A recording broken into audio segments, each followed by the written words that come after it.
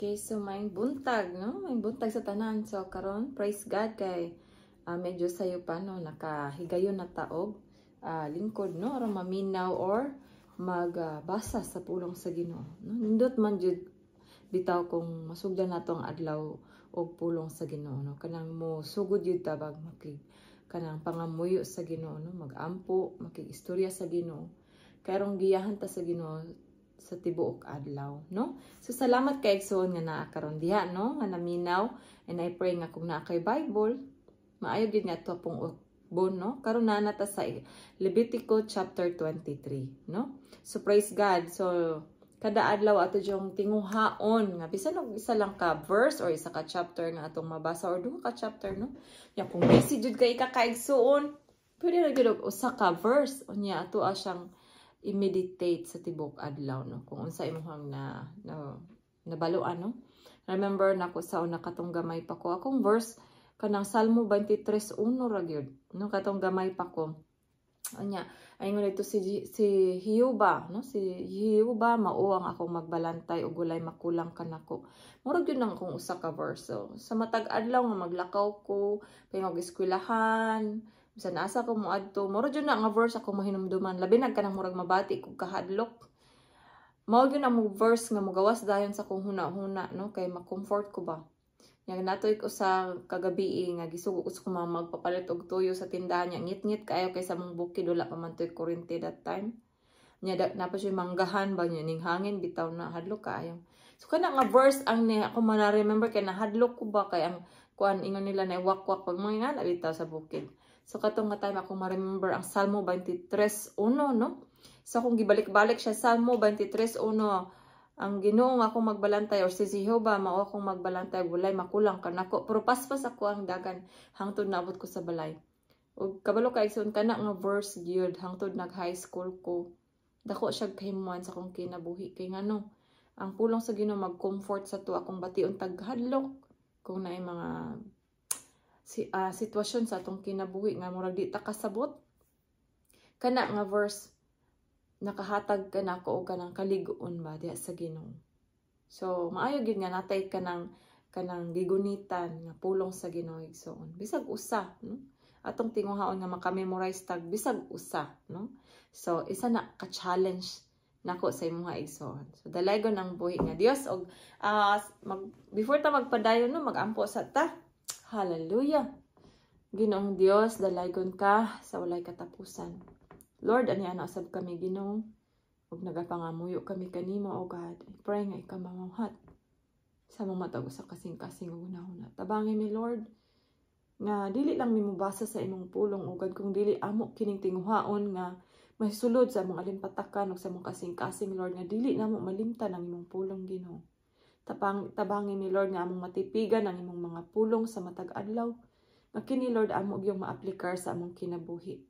Nga Lord, kung unsa ang wala nimo gikahimutan, dili na mo buhaton Ginoo. Ug unsa ang imong gikahimutan, maulang ang among sundon. Tabangi mi Lord sa pagsunod Ginoo, sa pagkinabuhi nga matarong Lord, nga makapahimuot diha kanimo, O God. And samtang kami magabasa karon Ginoo sa Levitico chapter 23, Lord, I pray nga kung unsa ang mga lesson nga among makuha karong adlaw Ginoo, amo kining hinumduman hangtod sa among kinabuhi diri sa kalibutan. Nga Lord, dili na mo malimtan kung unsa imong gistorya ka na mo pinaagi sa imong pulong. Lord, ikaw Ginoo mong ginaimbitahan karon nga mamuhat sa mong taliwala imong balaang espiritu Ginoo.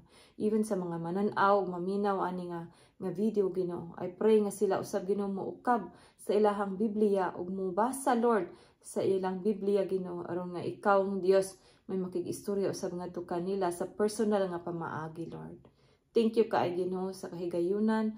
Thank you, Lord, nga kami makaduol kanimo Ginoo anytime, anywhere, Lord. Salamat nga imong pulong buhi, Ginoo, nga mo'y kalanaon namo sa matag adlaw. So, thank you kayo, Lord, dalaygon ikaw sa walay katapusan.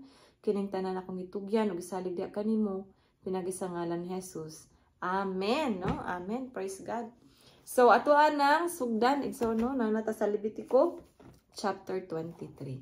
So, kini siya nga chapter, excuse me, mao kini ang mga kasaulugan, no? Nga ilang gina-celebrate sa matag tuig. Okay, so verse 1. Ang Ginoo mingingon kang Moises, sultihi ang mga Israelita nga mao kini ang mga kasaulugan nga gitakda sa Ginoo aron sa ulugon ninyo og imong ipahibalo-ingon nga mga balaang adlaw sa panagtigom.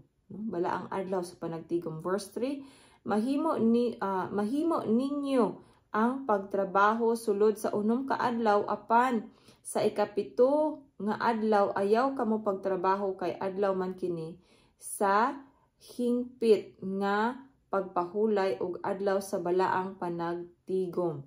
Bisan diin kamo magpuyo adlaw kini nga igpapahulay alang sa Ginoo. Mao kini ang mga adlaw nga gipili sa Ginoo aron sa ulugon ninyo ang mga adlaw alang sa balaang pagtigom. Okay, panagtigom. Verse 5, ang ika-14 nga adlaw sa unang bulan mao ang kasaulugan sa pagsaylo. Ug ang ika-15 nga adlaw sa mao gihapong bulan mao ang kasaulugan sa pan nga walay patubo. No? Sulod sa 7 ka adlaw kinahanglan nga ang kanon ninyo mao ang pan nga walay patubo. Himuan ninyo ang balaang panagtigom sa unang adlaw og ayaw kamo pagtrabaho bugat. Verse 8, matag adlaw sulod sa 7 ka adlaw maghalad kamog halad nga sunugon alang sa Ginoo.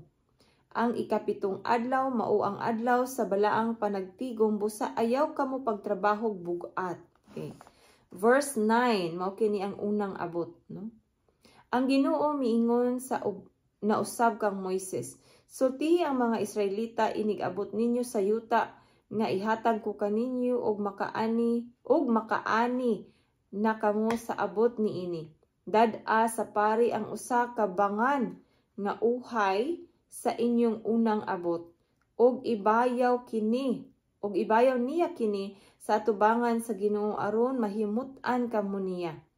Buhaton kini sa pari sa adlaw tapos sa adlaw nga igpapahulay. Verse 12, sa adlaw nga inyong ibayaw ang binangan nga uhay, paghalad kamog nating karnero nga laki, nga usa ka tuig ang kagulangon ug walay tatsa, ingon nga halad nga sunugon ngadto sa Ginoo.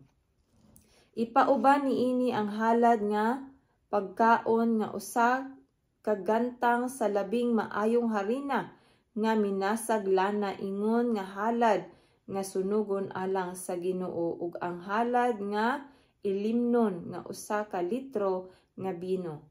14, ayaw kamo pagkaugpan bisan sinangag o hilaw nga abot ninyo sa maong adlaw hangtod nga makadala kamo niining maong halad ngadto sa Dios. Tumanon kini nga walay katapusan alang kaninyo ug sa tanan ninyong mga kaliwatan bisan asa kamo magpuyo. Okay, verse 15. Kini maong kasaulugan sa pagpangani. Okay. Sa mag-ihap kamog 7 ka semana gikan sa adlaw nga maoy pagdala ninyo sa binangan nga uhay nga halad nga gibayaw ang adlaw sunod sa adlaw nga igpapahulay. Verse 16, ang adlaw human matapos ang ikapitong semana mao ang ika-15 ka adlaw ug niining adlawa ihalad ninyo ang bag-ong halad nga kalanon ngadto sa Ginoo. Verse 17, pagdala kamo og gikan sa inyong mga puloy-anan og 2 ka buok pan aron inyong ibayaw, usa ka gantang sa labing maayong harina ang gamiton sa paghimo sa pan ug lutoon kini nga may patubo, ingon nga unang abot alang sa Ginoo. Verse 18, apan sa pan paghalad usab kamog mga halad nga sunugon alang sa Ginoo. 7 ka nating karnero nga walay tatsa nga tagsa ka tuig ang kagulangon, usa ka nating baka nga laki ug 2 ka laking karnero. Ihalad kini uban sa halad nga uhay ug sa halad nga ilimnon, ingon nga humot nga mga halad alang sa Ginoo. Verse 19, paghalad usab kamog usa ka laking kanding ingon nga halad tungod sa sala ug duha ka nating karnero nga laki nga usa ka tuig ang kagulangon ingon nga halad sa pakigdait. Verse 20, ibaya usab kini sa pari atubangan sa Ginoo uban sa pan nga gikan sa unang abot. Balaan kini alang sa Ginoo ug iya kini sa pari. Verse 21, sa maong adlaw gayud isang yaw ninyo kini og paghimo kamog balaang panagtigom ug ayaw kamo pagtrabaho bugat. Tulumanon kini nga walay katapusan alang kaninyo ug sa tanan ninyong mga kaliwatan bisan asa kamo magpuyo. Verse 22, kung anihon na ninyo ang abot sa inyong yuta, ayaw ilakip pag-ani ang daplin sa inyong uma ug ayaw panghagdaw human sa inyong pagpangani. Salini ninyo ang mga kabos ug ang mga langyaw. Ako ang Ginoo nga inyong Dios. Okay, 23, no? Ang kasaulugan sa bag-ong tuig. Ang Ginoo miingon na usab kang Moises, sultihi ang mga Israelita sa unang adlaw sa ikapitong bulan. Pahulay kamo sa hingpit og himuan ninyo ang usa ka balaang panagtigom nga ipahibalo pinaagi sa tingog sa mga trompeta. 25, ayaw kamo pagtrabaho bugat ug paghalad kamog mga halad nga sunugon alang sa Ginoo. Okay, so padayon ta, no? Okay, so verse 26, no? Mao ni ang adlaw sa pagpapas sa sala. Okay. Verse 26, ang Ginoo miingon na usab kang Moises. Ang ikanapulo nga adlaw niining ikapitong bulan mao ang adlaw sa pagpapas sa sala ug panahon kini nga himuon ninyo ang balaang panagtigom. Okay. Pagpuasa kamo o paghalad kamog halad nga sunugon alang sa Ginoo. Ayaw kamo pagtrabaho sa maong adlaw kay mauman kini ang adlaw sa pagpapas sa inyong mga sala atubangan sa Ginoo nga inyong Dios. 29. Ang dili magpuasa sa maong adlaw hinginlan gikan sa iyang mga kabanay. So tanan magpuasa gyud, no, ang giingon sa Ginoo diri. So wala exempted kay ang dili magpuasa hinginlan gikan sa iyang mga banay. 30, ug ang magtrabaho bisag unsa sa maong adlaw akong patyon. Grabe ang kung mag-celebrate sila aning pagpapas sa sala, no, nga adlaw. So ang mando sa Ginoo nga magpuasa sila ug di sila magtrabaho ug bisan unsa anang adlaw. 31, ayaw gayud kamo pagtrabaho. Tulumanon kini nga walay katapusan alang kaninyo ug sa inyong mga kaliwatan bisan asa kamo magpuyo. So, gikinahanglang magpuasa sila ug di sila magtrabaho anang adlaw, no, nga ilang igahin para sa Ginoo. Okay, 32. Adlaw kini alang sa hingpit nga pagpahulay ug kinahanglan nga magpuasa kamo. Magsugod kini sa hapon sa ikasiyam nga adlaw sa maong bulan ug matapos sa sunod hapon. Okay, so gikan sa hapon sa hangtod sa sunod hapon, overnight, no? Okay. Sa 33, mao kini ang kasaulugan sa mga balong-balong. Okay, dili kay nako makunon sa tong balong-balong ani, no? 33, ang Ginoo miingon na usab kang Moises, sultihi ang mga Israelita, sultihi ang mga Israelita ang ika-15 ka adlaw niining ikapitong bulan, so that's like July 15. Mao ang kasaulugan sa mga balong-balong pahinungod sa Ginoo. Mulungtad kinig 7 ka adlaw. Okay. So kung kinsa tong nakabalo unsa nang balong-balong, please comment, no? Para makabalo ko kay murag nakalimot ko unsa tong balong-balong. Okay, so verse 35, sa unang adlaw himuan ninyo ang usa ka balaang panagtigom ug ayaw kamo pagtrabaho bugat.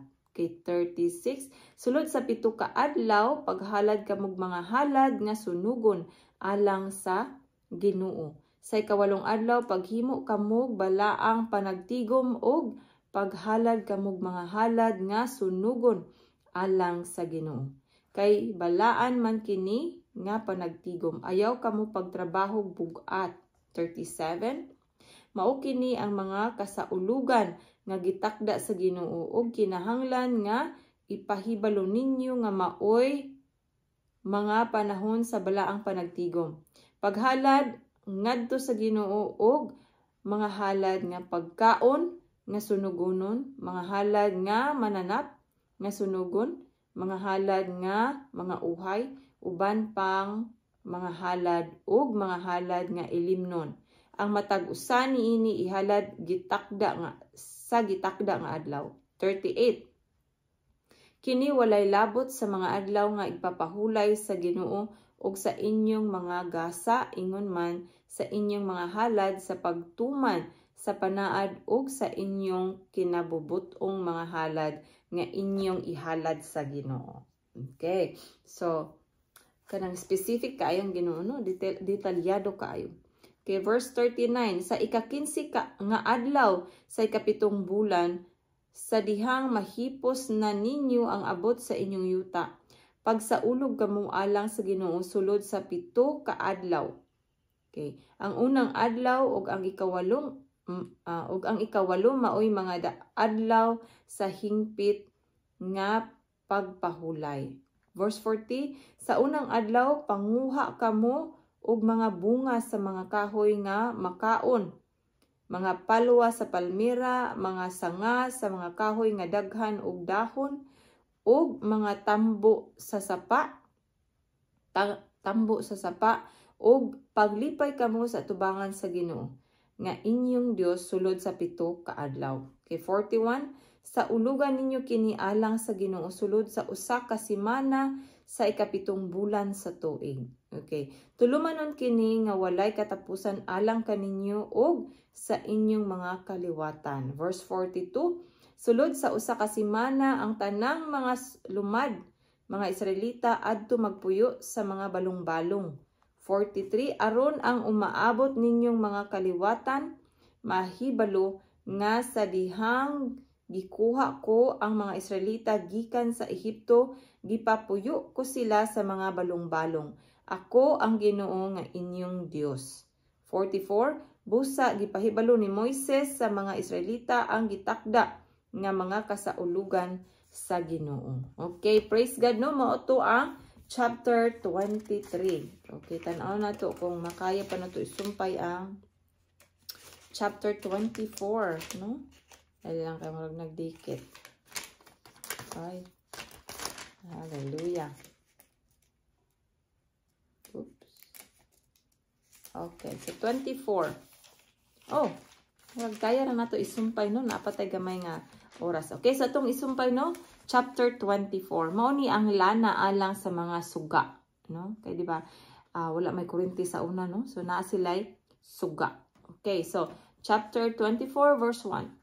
Ang Ginoo miingon kang Moises, sugua ang mga Israelita nga hatdan kanila og lunsayng lana gikan sa olibo alang sa mga suga aron kanunay kini nga magsiga. Oh, okay, nakahinumdum nako kini nga suga mao ni katong lampara nga gibutang sa tulda nga tagbuanan, no? Perminti silang pasigaon, dili siya patyon, buntag o gabi, no?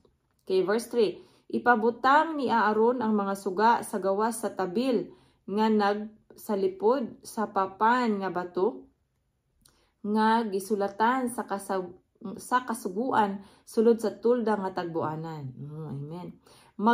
Magasiga kini kanunay gikan sa hapon hangtod sa buntag sa atubangan sa Ginoo. So hapon hangtod sa buntag. Okay.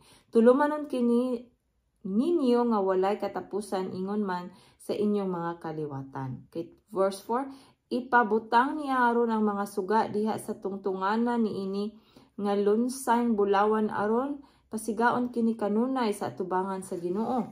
Verse 5, mao kini ang pan nga gihalad ngadto sa Dios. Unya pagkuha og 12 ka gantang sa labing maayong harina og pagluto og 12 ka buok pan gikan niini. Ipahimutang kini nga duha kalaray unom sa mataglaray diha sa lamesa nga lunsayng bulawan. Verse 7, unya butangi og lunsayng insenso ang matag laray aron iuban paghalad sa pan ingon nga handumanang halad nga sunugon alang sa Ginoo. Verse 8, sa matag adlaw nga igpapahulay ipabutang niya aron ang pan sa atubangan sa Ginoo sa ngalan sa mga Israelita tungod sa usa ka kasabutan nga walay katapusan. Verse 9, mahiadto kini kang Aaron ug sa iyang mga anak ug kanon nila kini sa usa ka balaan nga dapit kay mauman kini ang labing balaang bahin sa mga halad nga sunugon alang sa Ginoo. Sa kanunay mao kini ang bahin ni Aaron. Okay, verse 10, no, mao kini ang panig-ingnan sa usa ka silot nga makiangayon. Okay, verse 10, may usa ka tawo kansang amahan Ehiptohanon ug ang iyang inahan Israelita nga mao si Silomit, anak ni Dibri sa banay ni Dan. Kining tawhana nakakitag-away sa usa ka Israelita didto sa kampo. Okay, verse 11, og gipasipad-an niya ang ngalan sa Ginoo busa gidala nila siya ngadto kang Moises. Okay. So verse 12, no? Og gibilanggo nila siya samtang wala pa nila hisayri ang kabubuton sa Ginoo. Verse 13, unya miingon ang Ginoo kang Moises, dad-a sa gawa sa kampo ang taong nagpasipala sa Dios. Ipatapion sa iyang ulo ang mga kamot sa tanan nga nakadungog kaniya nga nagpasipala ug unya ipabato siya sa tibuok Israel. Ug sulti ang mga Israelita nga ang magpasipala sa iyang Dios silutan gayud. No? So meaning, katong tawo nga nagpasipala sa Dios, patyon, no? Pinaagi sa pagbato. Oh. Grabe gyud ang ilahang kuan sa una, no? Anang silot ba? No? Kung pasipad-an nila ang ngalan sa Ginoo. Okay, verse 16.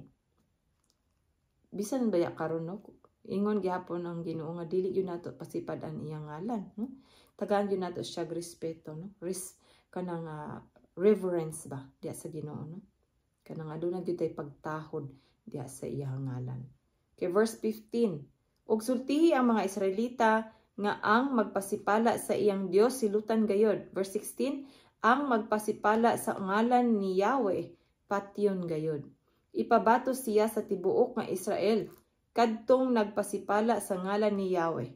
Langyaw man siya o lumad, kinahanglang patyon. So walay pili, no? Langyaw or lumad, kinahanglang patyon kung sila magpasipala sa ngalan ni Yahweh. Okay, verse 17. Ang makapatay og tawo patyon usab. 18. Og ang makapatay og mananap kinahanglang muilis sa iyang napatay. Hinumdumi nga ang kinabuhi bayrag kinabuhi. Verse 19, kung ang usa ka tawo makahimog dautan sa iyang isig ka tawo, ang iyang nabuhat buhaton usab ngadto kaniya. Verse 20, kung nakapiang siya, piangan usab siya. Kung makabutas siya, butaan usab siya. O kung makahingo siyag ngipon, hinguan usab siya. Ang dautan nga iyang nabuhat sa iyang isig ka tawo, buhaton usab kaniya. Ang makapatay og mananap kinahanglan iya kining ilisan apan ang makapatay og tawo kinahanglang patyon usab. 22, kinahanglan nga wala kamoy palabion or palabihon atubangan sa balaod. Langyaw man siya o lumad. Ako ang Ginoo nga inyong Dios. Busa gisultihan ni Moises ang mga Israelita ug ilang gidala sa gawa sa kampo ang tawo nga nagpasipala sa Dios ug gibato nila siya.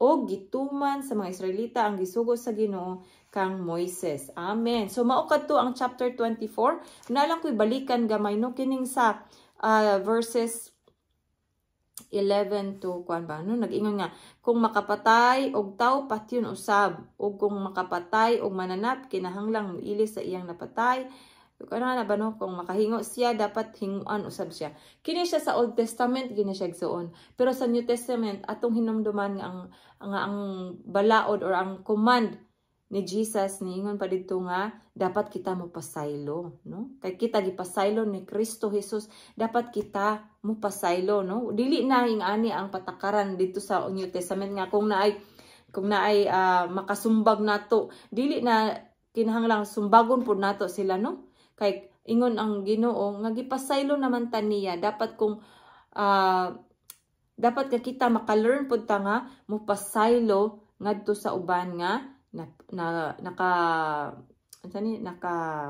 nakasala batok kanato, no?